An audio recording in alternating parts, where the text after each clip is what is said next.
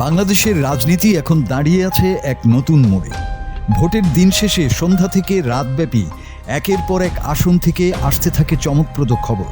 যাদের ধরা হতো মাঠের সবচেয়ে শক্তিশালী খেলোয়াড়, সেই উল্লেখযোগ্য হেভিওয়েট নেতাদের কয়েকজন এবার ভোটের যুদ্ধে হয়েছেন পরাজিত। এই অপ্রত্যাশিত পালাবদল রাজনীতিতে তৈরি করেছে নতুন আলোচনা ও নতুন সমীকরণ। হেভিওয়েট নেতার পরাজয় দেখাচ্ছে ভোটারদের মনোভাবের পরিবর্তন।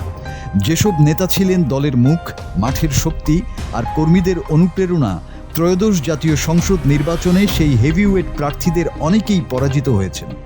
সবচেয়ে বড় ধাক্কা লেগেছে জামায়াত ইসলামের শীর্ষ নেতৃত্বে।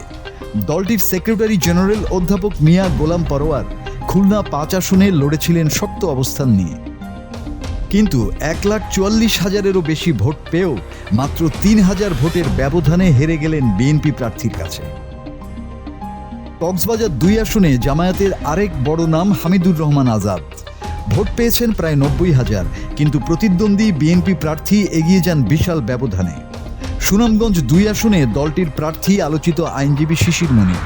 রাজনৈতিক বিশ্লেষকদের ধারণা ছিল তিনি কঠিন প্রতিদ্বন্দ্বিতা করবেন, কিন্তু ফলাফল এলো সম্পূর্ণ উল্টো। তিনি হেরে গেলেন প্রায় ৩৯,০০০ ভোটে। তবে নির্বাচনে নাটকীয় মোড় ছিল চাঁপাইনবাবগঞ্জ ৩ আসনে। বিএনপির সাবেক এমপি হারুনুর রশিদ হারুন অপ্রত্যাশিতভাবে হেরে গেলেন জামায়াত প্রার্থী নুরুল ইসলাম বুলবুলের কাছে বড় ব্যবধানে। উত্তরাঞ্চলেও বদলে গেছে সমীকরণ। পঞ্চগড় ১ আসনে জুলাই আন্দোলনের আলোচিত এনসিপি নেতা সার্জিস আলম হেরেছেন প্রায় ৮,০০০ ভোটে। আর বরিশাল ৫ আসনে ইসলামী আন্দোলনের জনপ্রিয় নেতা ফয়জুল করিম ভোটের লড়াইয়ে টিকতে পারেননি বিএনপির শক্ত প্রতিদ্বন্দ্বিতার সামনে। বিশ্লেষকরা বলছেন, এই নির্বাচনে ভোটাররা শুধু দলীয় পরিচয় দেখেননি, তারা গুরুত্ব দিয়েছেন স্থানীয় প্রভাব, মাঠের সংগঠন আর বাস্তব জনসংযোগকে।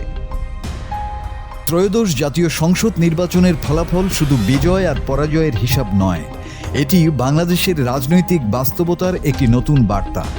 এই ফলাফল কি বাংলাদেশের রাজনীতিতে ক্ষমতার নতুন ভারসাম্য তৈরি করবে, নাকি এটি শুধুই নির্বাচনী লড়াইয়ের সাময়িক পরিবর্তন? মাসুদ হাসান, বাংলা টিভি।